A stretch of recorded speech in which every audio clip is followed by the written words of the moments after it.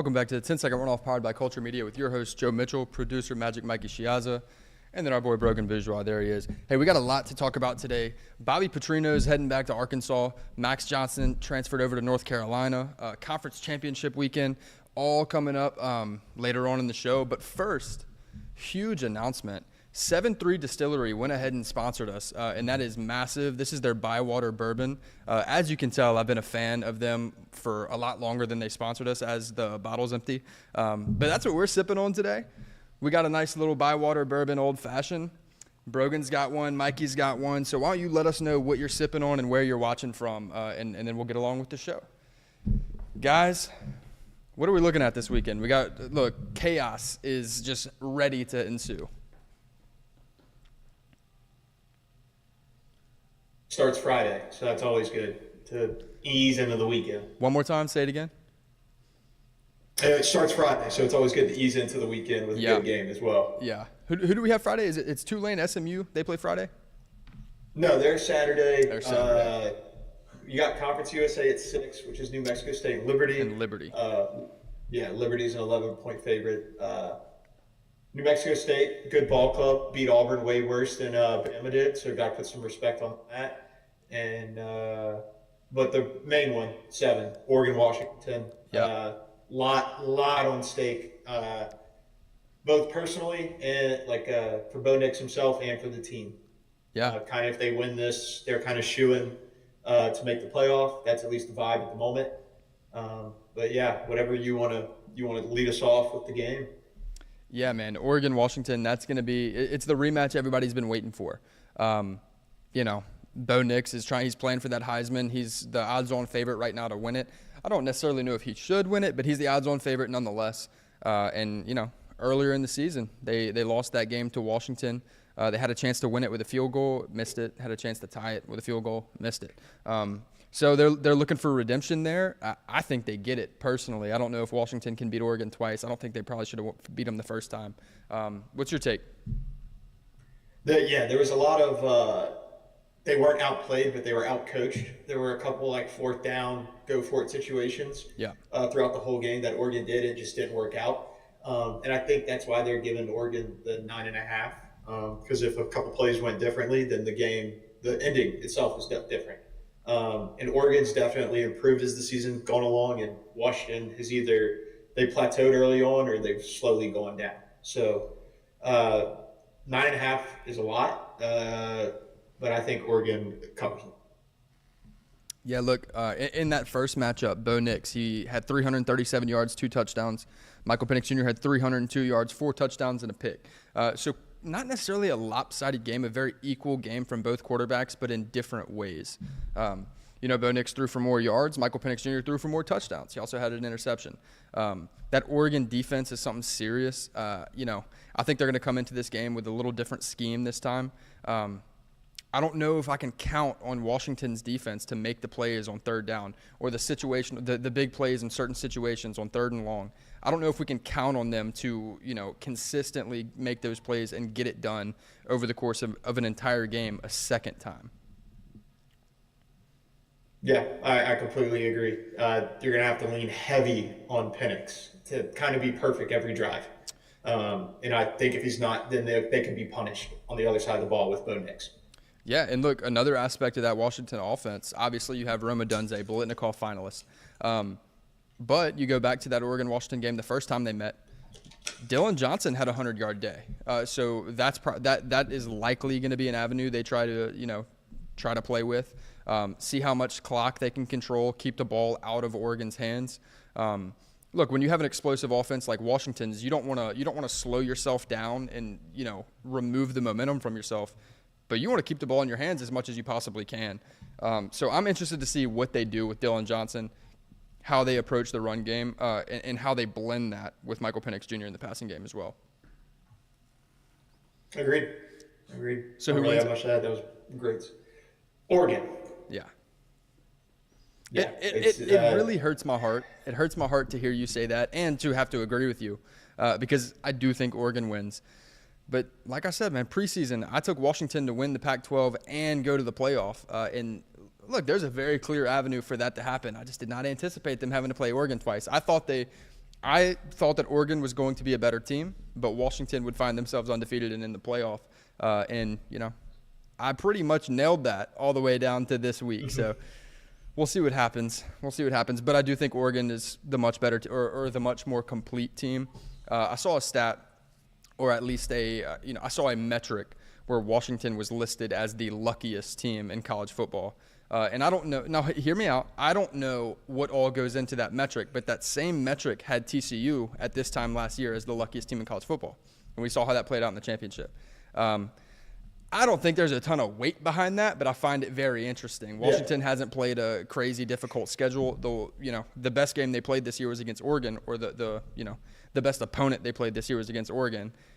And they had a couple things fall their way that worked out for them, at the end of the game. So we'll see what happens. I would love to see, just so I can be right, I would love for Washington to win this game, but I think Oregon's going to win it. There's a reason they're a 9.5-point favorite. Yep. Sometimes it's better to be lucky than good, too. Yeah. Unless you have to be lucky twice. That's tricky. That's the issue. It's hard to beat a good team twice. Yeah. All right, and then Saturday at noon, or 11 a.m. Central Time, 12 Eastern Time, we get Ollie Gordon and Oklahoma State taking on Texas. It'll be a good one. OK State struggled last week. I don't know how many people kind of tuned into that. BYU was up double digits and some change going into half. I kind of thought that they were going to hold Oklahoma State out, which I was hoping for, because I think Oklahoma has a better chance to beat Texas and to make it would have been a better game. I just want to see one of those, just like the Oregon-Washington, come back around and they have to play each other again. And just those kind of games, they mean more. It's going to be like I don't know. It sucks that Oklahoma State, I'm happy for them that they won, but I really wanted it to be Oklahoma and Texas. I feel like it would have been a more competitive game. I feel like the spread would have been less than 10, whereas this one's over 2 touchdowns. I don't know if Texas will cover, but I do think they win pretty comfortably, at least by 10 points. Yeah, I don't disagree with you. I think Ollie Gordon is the heart and soul of this Oklahoma State team, and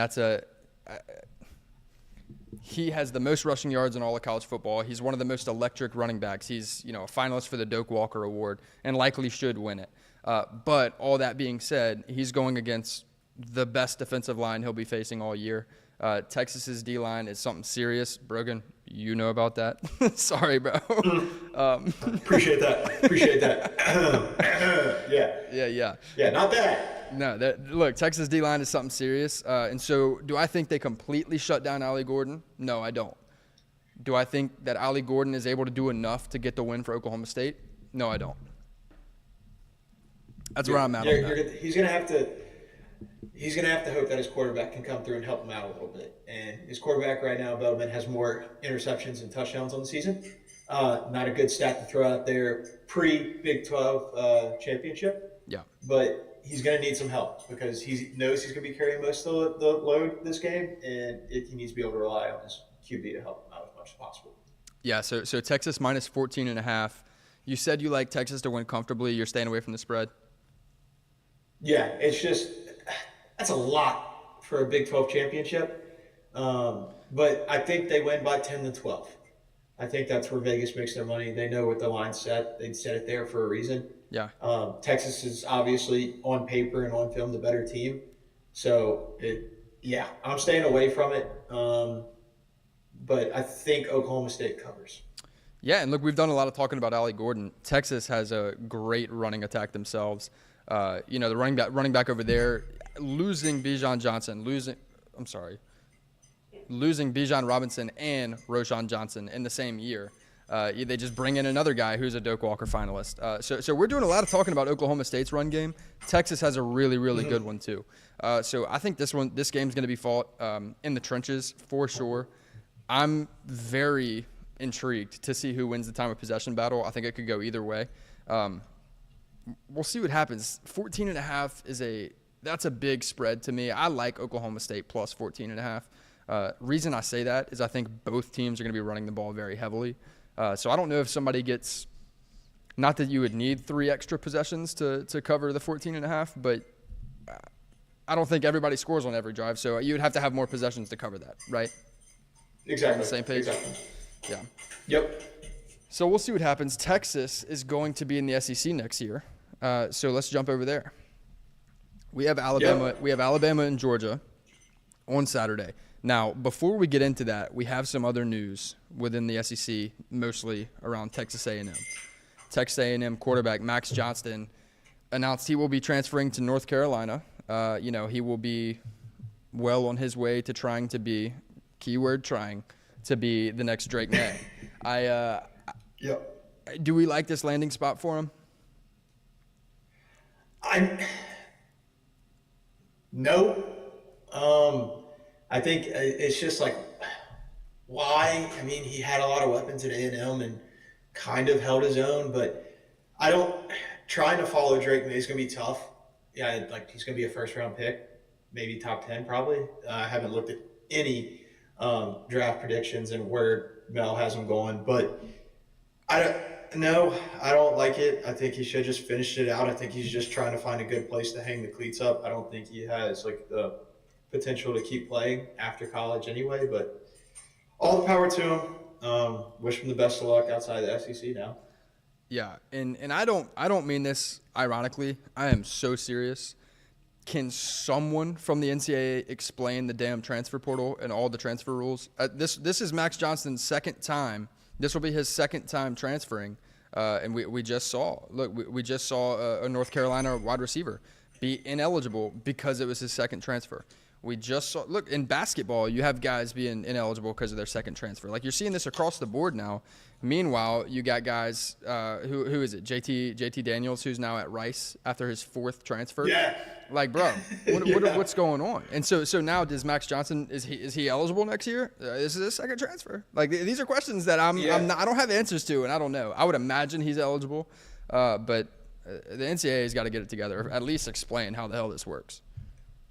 I feel like it's subjective. Like there's not like an iron fist across the whole board. It's kind of like, yeah, sure, why not?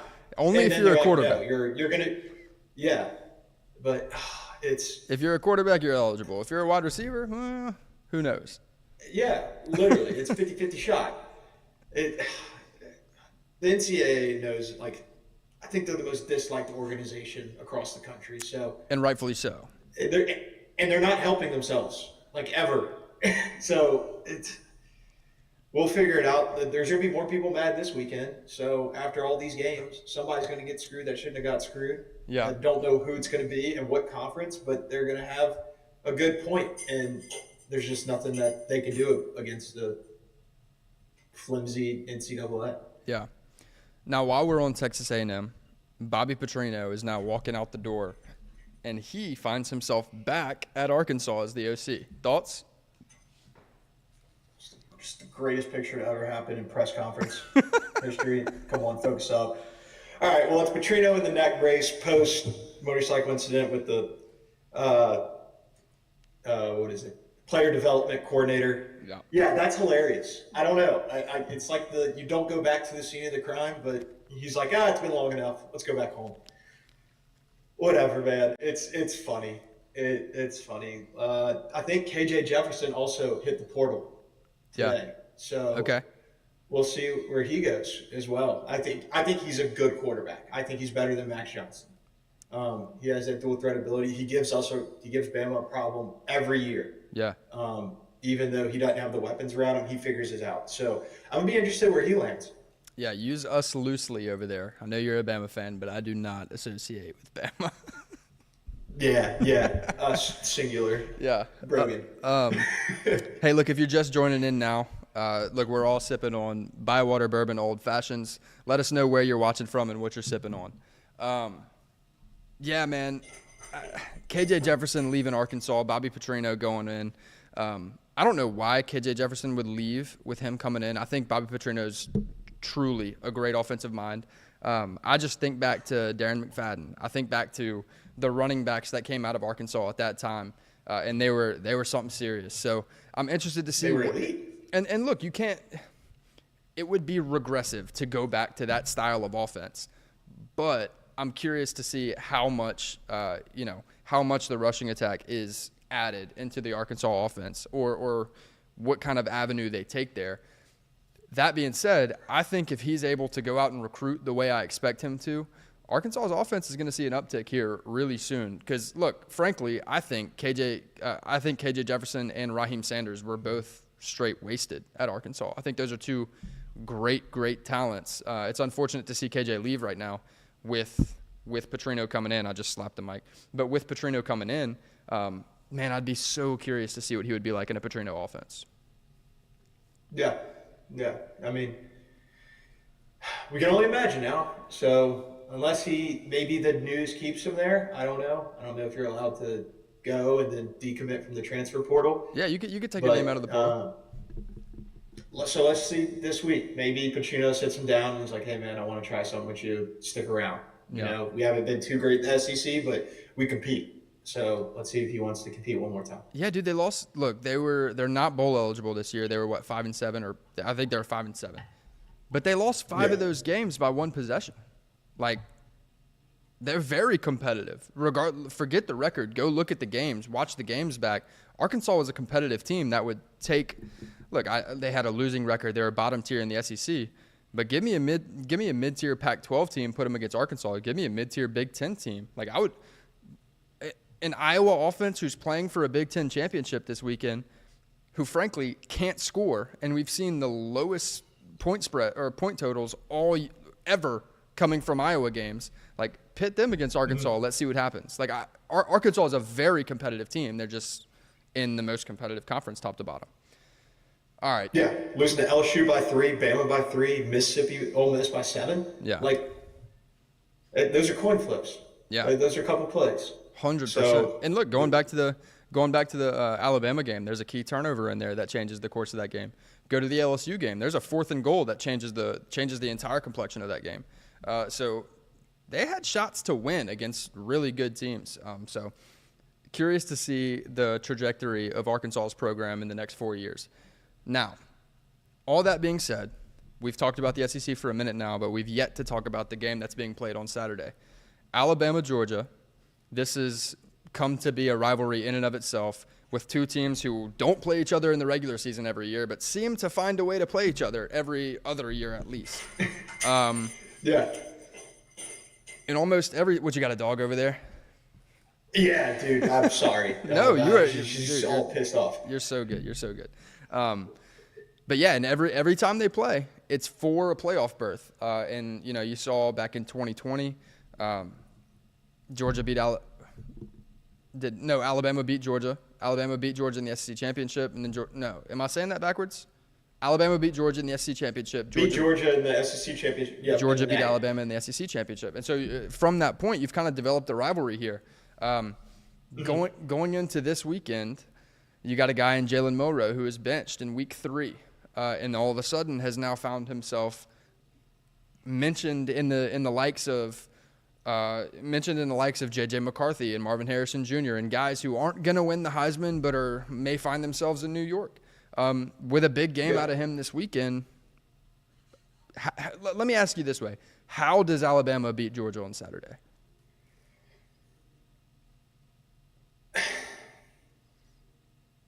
That defensive line and linebacking core is elite. So it's going to be hard to run the ball against them. Jalen's going to have to – he's going to have to play out of his mind. He's trajected, like you said, he's the 4th most highest odds quarterback in the just overall in the Heisman right now. They're like plus 10,000, so he's not going to win. But to crack top 4 is unreal coming off a bench 3rd week against USF. Yeah. But I think to win this game, we're going to have to play perfectly on offense, and our defense is just going to have to show up like they have all year. The Auburn game last week, the halftime adjustments weren't to the level that we were kind of like the country was used to, where it was kind of like a rough first half and then locked right back in. But I think Alabama stands a good chance. The spread's low enough to think that they'll be able to. But it's just going to have to be a near perfect game against Kirby and his team. Yeah. Yeah. Now, that being said, what we can't see out of Georgia is Georgia versus South Carolina earlier in the year. They can't start out slow. We've seen teams like Alabama come from behind, go back to Saturday, down with however many seconds are left on the clock, 4th and 31, 4th and goal from the 31, they found a way to win.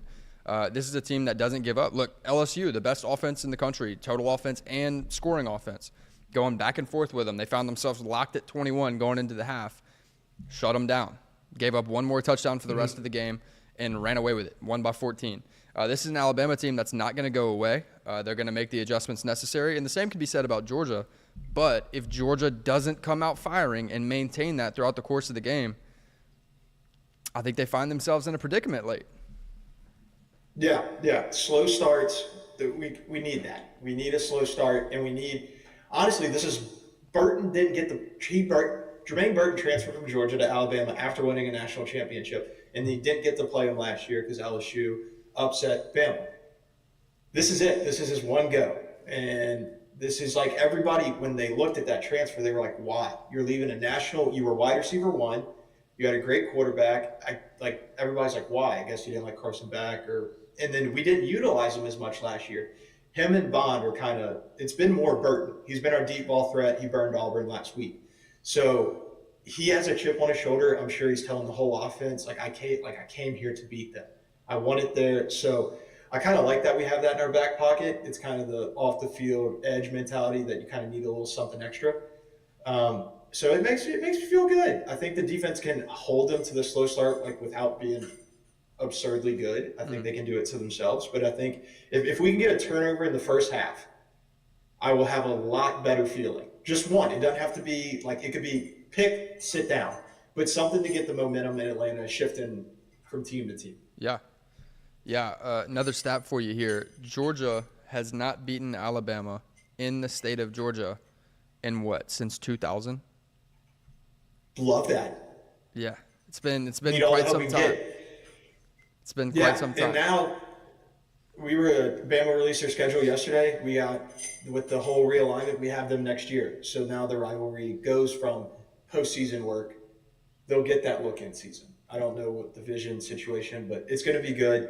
But before we move on, you can't talk about this game without playoff potential. Yeah. And if Bama is to win, they're going to be a one-loss SEC champion.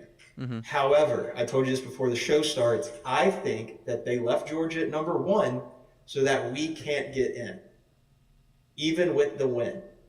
We need a couple games to go our way, including I don't even know what side of Washington, Oregon I want to be on as a Bama fan. We need Louisville to win, and we need something crazy in the Texas-Oklahoma State game. I think they left Georgia at number 1. I do think Georgia is a top 4 team in the country. After this weekend, doesn't matter how they play. Yeah, but that doesn't matter. But I think they left them there. Yeah, exactly. But I think if Bama beats them, they're going to keep them up there in it, and we're just going to get that soft bump to 5. But look, it's not about the top 4 teams in the country. I wish it was. We put out power ratings every week because we care about who's the best teams in the country. The committee doesn't, frankly. The committee cares about who's most deserving. Look, you can look me in my face right now, and I know that if I ask you, hey, who are the top 4 teams in the country, the best 4 teams in the country, there's no way in hell you look at me in my face and tell me Florida State's one of them. But if they win this weekend, they're in. Correct. Because they're most deserving. Yeah. And so that being the case, I don't know if Georgia would be the most deserving at that point, because Alabama would be a one-loss conference champion with a head-to-head win over Georgia. Georgia would be a one-loss non-conference champion with a loss to Alabama. How do they possibly get in over Alabama in that scenario? The question becomes, does the SEC get left out? Not, is Georgia locked in my opinion. No. Can't leave the SEC out. Then it's got to be the SEC champion. I think they left Georgia there to avoid this conflict. If they win, doesn't matter. It's, of course. But I think that's why, and when we talked about also Michigan beating Ohio State, that was a 2 versus 3. I think Michigan beat number 1. But they left Georgia. It'll be interesting. I mean, the NCAA committee is rooting for Georgia, just so they don't have to deal with Fleck with the rest of the other games. In my opinion, go ahead. In my opinion, if Alabama beats Georgia and everything else happens like it's supposed to, okay, Oregon beats Washington, Texas beats Oklahoma State, Florida State beats Louisville, Michigan obviously cruises past Iowa. To me, it's Michigan, Oregon, Florida State, and now it's up to Texas and Alabama. But Alabama having the win and the conference championship over Georgia, to me, there's no argument as to how Georgia would get in. Because if you want to talk about best teams, look, I know head-to-head doesn't always necessarily mean whoever wins a head-to-head game doesn't always mean that they're a better team. For example, Washington, Oregon. Washington's not a better team than Oregon, but they have the head-to-head win. Fine. Okay, so you can at least pull from that a little bit and say Alabama's got the head-to-head over Georgia. Well, you can definitely say Alabama's more deserving because they beat Georgia and won their conference. That's my opinion. Yeah. And so it would be between – that fourth spot would be between Alabama and Texas, in my opinion. I don't see how Georgia can lose this game and find themselves in without Alabama being in. And there's no way two of them get in. Yeah. I see where you're coming from, and I kind of agree. It's just I hate how where we have, as a fan and as on the show, we have to try and give some substance, and we can't without the outcome of other games being known. Yeah. So it's all speculation. To the spread, I got it at 5.5. I'm looking at right now. Mm-hmm. Heart says tied by 20. Mine says Georgia money line. So give me the tie plus 5.5. Okay, that's fair. I don't think that's crazy. Look, if I'm power rating teams right now, and again, I say this all the time, I hope that next year or the following, so within the next 2 years, we have a model that's in-house, that's all computer-based, that is putting out lines for us and letting us know who's best over the last 4 years, taking into account all the stats, all the head-to-heads, who's starting, all that, so that we have a non-biased way to look at power ratings and rate teams. That being said, we don't have that yet, and my opinion is that Georgia is better than Alabama right now, but not by much. I don't like them being 5 points better than Alabama. I think they're both top 4. I would say Georgia, Michigan, and there's honestly, if we're going power ratings, I think there's Georgia, Michigan, who honestly either of them could be 1 right now, and then it's Alabama at 3. For me, I think Alabama is the 3rd best team in the country, and there's an argument between maybe Oregon, but outside of that, who's better? And if you're telling me the difference between 1 to 3 is 5 points on a neutral field, you've lost your mind. Yeah, I like that. I mean, I agree. I agree with you. That frame of mind of looking at it should make it clear to everybody. It's unfortunate that the national championship will be played this Saturday. Yeah. Roll Tide. Look, we'll see. We'll see what happens. You took Alabama plus 5. I'm taking Alabama money line. I think Alabama finds a way to win it. Let's go. That makes me feel a lot better. I'll be texting you the whole game. It'll be great. It'll be a typical game. Defense wins championships. We'll see which one steps up more. Personally, that's where I think it'll be won. So yeah. Ben, I see your comment in here. It says NC State is better than FSU. I want you to know that I do see that comment. We'll circle back to that whenever we get to FSU Louisville. Matter of fact, we can just jump to that one. You want to jump over to Florida State? Let's go that one. Let's do it. Also, Ben said I met Bo Nix once at my therapist's office. That might be a HIPAA violation. I don't know if you can say that.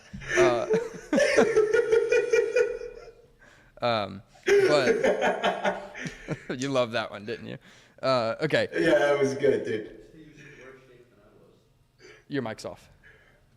Ben said he was in worse shape than I was. Well, he might get a Heisman, so we'll see. We'll see what happens. All right. He said NC State is better than Florida State. I'm not gonna go that far. I'm not gonna say NC State's better than Florida State. But going back to what we said earlier about the college football playoff not being about the 4 best teams, but the four most deserving teams blended a little bit with the 4 best teams. I think Florida State's the most deserving. I think Florida State's one of the most deserving, and they should be in the playoffs. It's not a question. If they win the ACC championship, they're in. They would be 13-0. Big win over LSU. They have a win over Clemson. They got the best of Duke. And then they would have a win over Louisville and a conference championship. So, look, of course, you can't argue it. They are deserving to be in the playoff. That being said, they're not a top 4 team in the country. Right now, losing Jordan Travis, they might not be a top 10 team in the country. We can look at it a number of different ways, but Florida State's best win on their schedule right now is LSU on a neutral field by 21 points. Dominated. They did everything right. They won the game in dominant fashion. If those two teams were to play Saturday on a neutral field, LSU would be favored. Yep. And it is what it is, okay? And look, unfortunately, they're not. So I don't know what FanDuel or DraftKings or BetMGM or whoever it is, whatever sportsbook you choose, I will never know what the line would be set at if these two teams were to play again. But I would be willing to bet that if LSU and Florida State were playing again on Saturday, LSU would be favored because they're the better team. And they lost the head-to-head, and they got beat down in the head-to-head. But LSU is a better football team than Florida State. I'll leave it there. So I'm not going to give you NC State, but I am going to give you Florida State's probably not even a top 10 football team in the country. And their best win, they would be a dog in if they played again. Yeah, and I think they'd be a dog by over a touchdown. I think Jordan Travis alone is worth at least a 7-point spread in that game. I think LSU's favored by a touchdown. Yeah. We saw them struggle against Florida's ranking. We talked about their defense is some of the top 10 worst in the country, and they squeaked by. They got outcoached at the end of the half and all in the second half to win that, for them to win that game. And it sucks that Louisville had to lose last week because I think it would be a pick 'em between the two of them if they were 11-1. But like we said, rivalry weekend, all spreads are out the window. Every game means more. However, I like Louisville in this game. It's kind of the nothing to lose, everything to gain situation. Florida State's playing for their season. If they lose this game, they might fall out to like the top 10. Because we're going to see what their offense looks like without Jordan Travis against a real team. Florida was a struggling team. They didn't hit their win total that they were expected, which was 6. Mine was set at 5.5. So give me Louisville. Not handedly. It'll be a good game. It'll be a fun game to end the weekend on. But yeah, I think they're really, if they win this game and sneak into this playoff, when they play, it would be Georgia wins. It'd be Georgia. Whatever the spread is, give me that. And give me their team total, give me the first half, give me everything. I don't think Florida State can put up points against an SEC defense, maybe the best defense in the country. Yeah. So. Yeah, and look, if you're a Florida State fan, you're going to really hate this take that I'm about to say. I've got nothing against Florida State. I think Johnny Wilson's a great receiver. I think Keon Coleman got snubbed for the Blitnikoff finalists. I think Florida State's a really good team. But this might be your last opportunity for a win.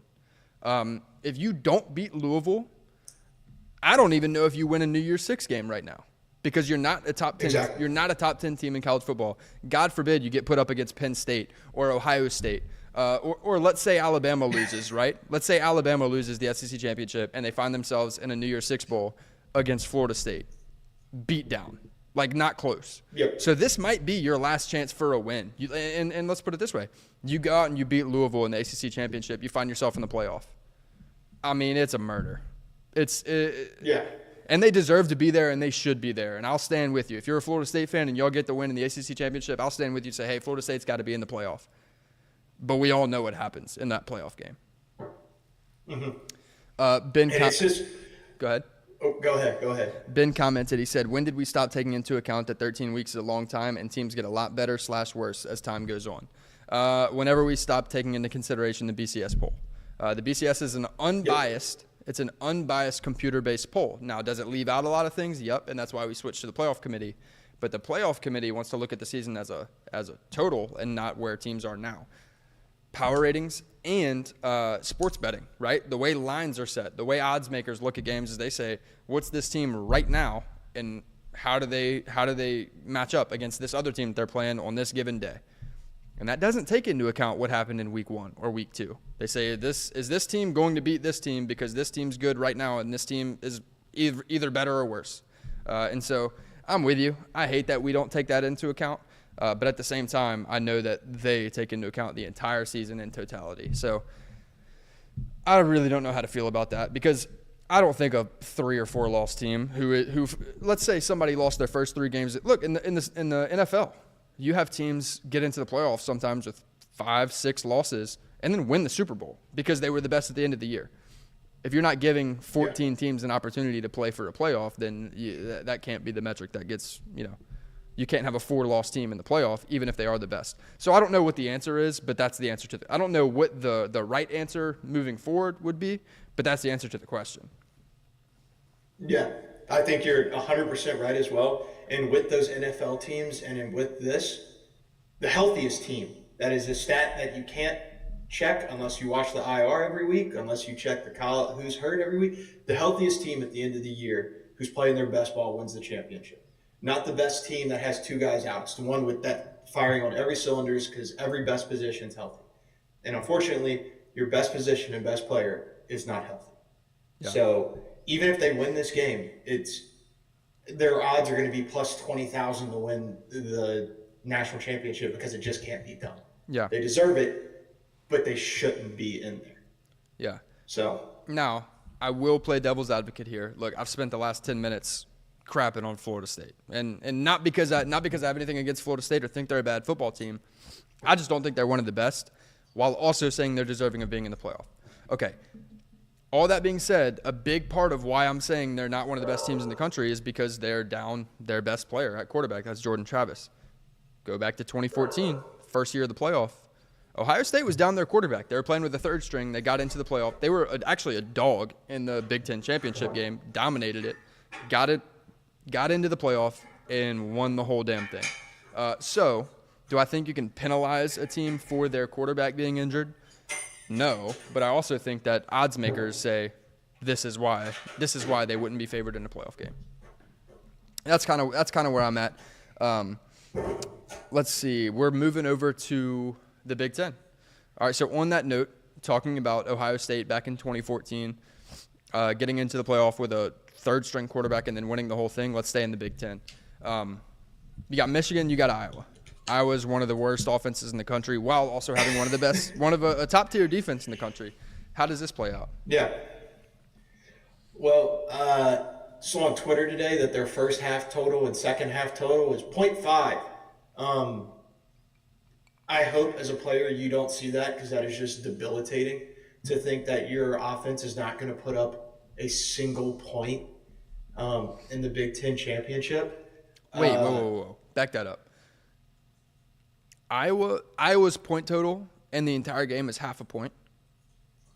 I don't know if it might be, but they have first half point total is 0.5 and their second is 0.5 at minus 110 each side. Wow. So yeah, they're expecting, I'm looking at the total. So Michigan's a 21.5 point favorite. Wasn't the point total is 35. So I don't know why that bet. Maybe they think they score in the second half. That's where you get the gamble. So maybe they score a touchdown or 10 points. So that's a 28 to 21 point. Yeah. So they're predicting a 28 to 21 game. So they're saying in one what? I'm sorry, 28 to 7. No, 30. It would be 28 yeah. to 7 game. I was a 21 point difference. Yeah.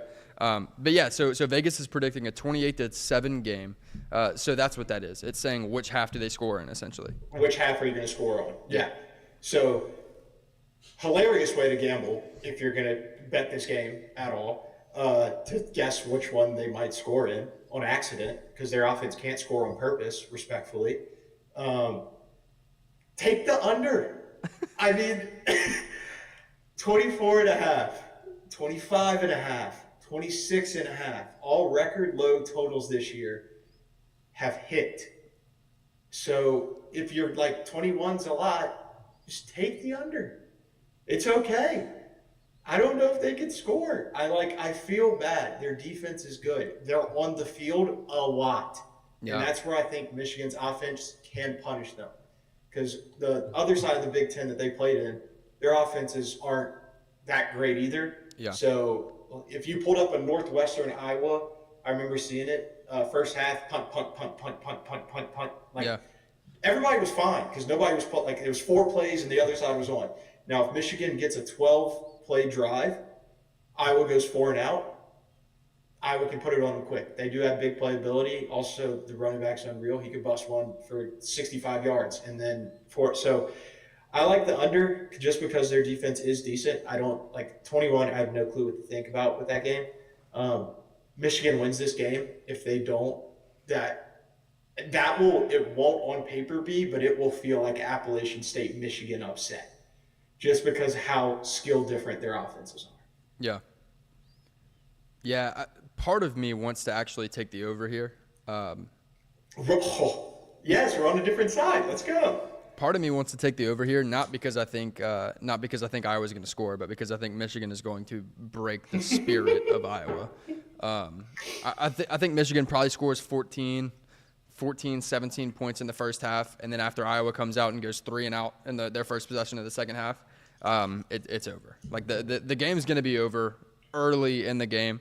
And look, we saw it against Penn State. Michigan is not above running it every play of the second half. And I think that's something that will wear out Iowa's defense. And look, Blake Corum, Donovan Edwards are guys that both of them have big playability. Also, both of them don't mind carrying 6 guys for 4 extra yards. So I think this is a team that they're just gonna. This is a game where Michigan's going to pound the rock in the second half, and you probably see 2 or 3 big plays come from that. So I wouldn't be shocked to see it cross 35, but it's not because I think Iowa's scoring a lot of points either. That's very fair. It's very fair. At least Florida State and Louisville would be playing at the same time. So if you want to see some offense, hopefully you can flip to that game. Yeah. Yeah. All right. So that's the 5. That's all 5 Power 5 games. We do have the American Athletic Championship with Tulane playing. So Michael Pratt trying to take down SMU and find himself in another New Year's Six game. They beat USC last year. Let's just assume, right? You can't just assume Tulane's going to win like in one. I don't think a lot of people are particularly interested in Tulane SMU. But let's say Tulane wins. Who's a team that they can beat in a New Year's Six game like they did last year? They took down Caleb Williams or USC in the Heisman winner last year. So Florida State. Oh my God! Great point. That's a great point. Michael Pratt messes around, throws for 275. Yeah, if they lose the Louisville game, I think that'd be a phenomenal game. And then I like Tulane. You go to 2 New Year's Six bowls, you take down a Pac-12 powerhouse. Go to next year, you take down an ACC powerhouse. It'd be a good little thing for the AAC. It'd be good for Tulane. It'd be good for the conference. They got a lot of money out of the Cotton Bowl last year. So yeah, I like that one. Outside of Florida State, I don't know. You got anybody on your mind? I think potentially Oklahoma State. If Oklahoma State can find a way to beat Texas in the Big 12 championship, that's 2 very different offenses. Oklahoma State's a run-heavy offense. Tulane's a pass-heavy offense. So I think that would be very interesting to see. I'm not going to necessarily pick a winner, but I would love to see Tulane, Oklahoma State. Be a good game. We got Mikey Matuk and Mic'd Up in the comment section showing a little love. Appreciate y'all for that. All right. That's the conference championship games. What else do we have to talk about? Before we leave, we have to talk about Troy Franklin being snubbed as a Biletnikoff finalist. That is unbelievable and unacceptable in my opinion. Marvin Harrison Jr. I have no hate towards Marvin Harrison Jr. He's going to be the first receiver off the board on draft night, and deservingly so. He's the best prospect. If you look at all the receivers who've been drafted in the last 4 or 5 years, if you put them all in the same draft class, Marvin Harrison Jr. would be the first prospect taken. That's fine. We can give him that love. We can show him that respect. But looking at this season, look at the stats from this season, Malik Neighbors, Troy Franklin, and Rome Odunze all have better stats cumulative. Why are those not the 3 finalists? Look, you know more about this group of finalists than I do, so I'm not going to try and pity putt my way around this. But everything that you said, I agree with. All the hate with Bo Nix is like he can throw a 5-yard slant or a dump off pass, and his wide receivers make the play. As with Jane Daniels, it's a mutual thing. The bombs down there, Malik, Brian Thomas, they're making crazy plays. If Bo Nix doesn't have Troy Franklin, I don't think he's in this Heisman conversation, period. 100%. So leaving him off this list is unreal. Yeah, it's abysmal. It's a popularity contest at this point, man. It's so infuriating to watch, not because I'm hoping that any certain player doesn't win an award, but whenever these players who play their ass off all year and deserve to be, not even necessarily give them the award, but they deserve to be a finalist. They deserve the recognition for the season they had, where, you're going to leave them out and throw Marvin Harrison Jr. in because of his name or because of his, predictions for the future. To me, that's BS, and I hate that for Troy Franklin. I don't think he would have won the Biletnikoff, but I think he is more than deserving of being in that conversation, certainly more so than Marvin Harrison Jr., based on this year alone. And again, don't get it twisted. I think Marvin Harrison Jr. is the best receiver in the country, but I don't think he had the best year. And I don't think he had a top 3 year if we're talking just wide receivers. That's the point I'm getting at. What else we got? Mikey? So we do have news from Utah State as quarterback Levi Williams, who was the third-string quarterback there, he made one start this past weekend. They won 44-41 over New Mexico. And then he declared that he's going to skip his senior season and apply to be a Navy SEAL. Amen, so brother. That's just crazy. Just show him a little love, respect to him for that. I think that's insane Absolutely. to just go from being a quarterback in college football to being a Navy SEAL. But, hey, good for him, man. Love it. Love it. After dropping 44 on a team, too. Yeah. That's sick. Yeah, for sure. Yeah, I have nothing but the most Good respect. look. I have nothing but the most respect for that. I don't even know what to say about that other than thank you for what you're going to do. Yeah. But, yeah, man, nothing but the most respect. Let's play Toby Keith. Get it on. What else? Mikey, what's your thought on that? I mean, I think that's awesome. I think that's great. I have a lot of respect for anybody who wants to serve our country, especially like Navy SEAL is one of the top levels that you can do that in. I think that's just crazy and definitely a big career change. I mean, not saying he would have been an NFL quarterback. He was playing at Utah State. But, yeah, I mean, that's awesome for him. And looks like the Navy SEALs got a good one. Yeah. He's transferring to the Navy SEALs. Yeah. Yeah. Go Aggies. That's the biggest news of the transfer portal so far. Yeah. But I think that's it. I mean, Sunday, what time do the playoff stuff come out? They come out around 6, 7? Yeah, we'll be live right after. We'll be live right after. Perfect. Yeah. So, somebody's going to be angry. Somebody's going to be happy.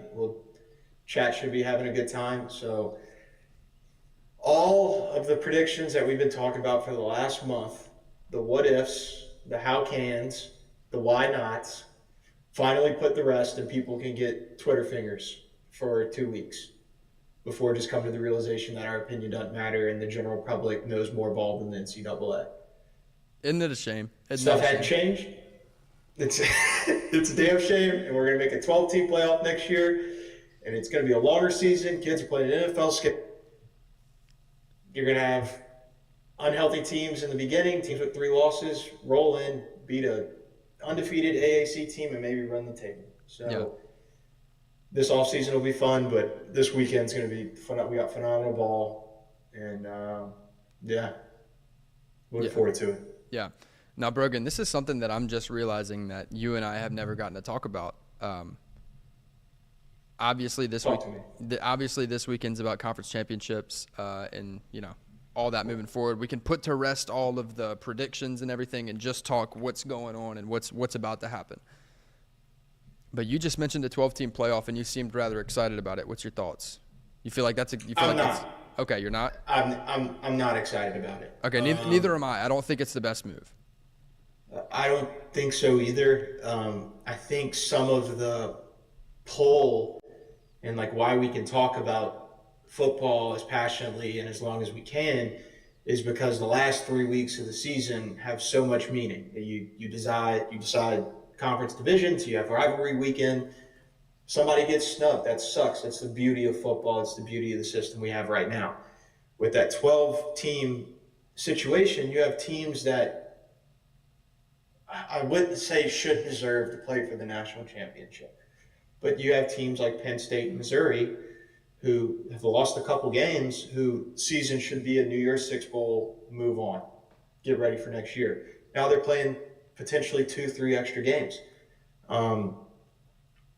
My biggest thing about it is you're making it a more dangerous sport. You're making it a longer season with more injuries, all for the profit of like NIL this year. We've seen that it's finally getting to the kids. Give Reggie Bush his Heisman back, please. He deserves it. But it's for TV rights. It's for conference money. It's nothing altruistic. It's all selfish. So I don't know. That's why the conference broke. That's why they're making the season longer. It's to make more money. It's not to make football better. So that's my 2 cents. I might get some hate for it. That's just my opinion. You're making it a business before it is, which is the NFL. The NFL's a business. Don't mess with college football. I feel like college football is already a business. It's gotten that way. Ever since you introduced NIL, it's a business. But I'm with you in that I don't love the move to a 12-team playoff, but I think for a couple different reasons. I don't necessarily, of course I care about the health of the players and all that, but I don't necessarily care that it would be a longer season. For me, my biggest concern with it is you do lose the most deserving factor, because you might get the 12 most deserving teams, but what that means is you're going to get, in my opinion, you're going to see a lot more back-to-back champions, three-peat champions, that kind of thing, because there's not going to be there's going to be very few years when Georgia, Bama, Michigan, Ohio State get in. And those are the 4 best programs in the country right now, and, that's okay. Like, they just are the 4 best programs in the country. But that's why I think having a 14 playoff is good. Because let's say Alabama doesn't make a playoff. It's because somebody else who beat them deserves to be there. Or let's say Ohio State's not in the playoff this year. Why? Because they lost to Michigan. And that game mattered. And so I think what happens is you're going to end up with the same 4 or 5 teams competing in the semifinals and the championship every year. And I don't think that's great for the sport or the longevity of the sport. So for me, yeah, I am a huge component of putting out power ratings every week and talking about who are the best teams in the country. But I do think in creating a product that keeps viewers and maintains viewers over the long haul, I think you have to have different names in there. And so whenever somebody does beat an Alabama, Georgia, Michigan, Ohio State in November, or does beat a great program like one of those 4 in November, it has to mean something. And telling that team, hey, you're going to have to play them again in the playoff, I think it becomes very difficult to do twice. And so, in my opinion, right, I love talking about who's the best teams. And look, I've even said it. Washington is not a better team than Oregon, and we're going to see that on Saturday, in my opinion. But in a 12-team system, you're going to see that happen a lot more, and you're going to see teams who went and did what they're supposed to do, who was a dog, and they were an underdog in the game, and they got the big win, and they're not going to be rewarded for it late. And so for me, I think that's an issue that's going to hurt viewership in championship games and all that as the seasons progress. Yeah, and you can, with that, the Michigan, Ohio State, as a coach, you start holding the playbook. You don't unleash everything that you got just in case you see them again. Yeah. So it's hate it, can't do anything about it. Yeah, I can't do anything about it. It is what it is. Can't do anything about it. And So look, I it could be way wrong. I could be way wrong. That could have been a bad take, but it's my opinion. So I agree with it. So look, 2 for 2 on good takes. Nobody's gonna argue with us. Mikey, you like it? I like it. All right. Perfect. Nobody's going to argue us with this on here. Cool. Well, hey, look, we'll be back Saturday to talk about what happened in those conference championships. I'm sorry, Sunday. We will not be back Saturday. We'll be back Sunday to talk about what happened in those conference championships that were played on Saturday. We'll have who's going to the playoffs. We'll have what the bowl games are, the Heisman finalists, all that kind of stuff. Hopefully, we'll have a new bottle of Bywater bourbon, and we'll be back talking about that. Go check us out on SeatGeek. Use code 10second runoff. That's 10 SECONDRUNOFF. Save yourself $20 on your first purchase. With those $20 that you save, you can go purchase a bottle of Bywater bourbon from your closest Total Wine. I think they sell them for $42, so save yourself $20 there. Appreciate y'all. See y'all Sunday.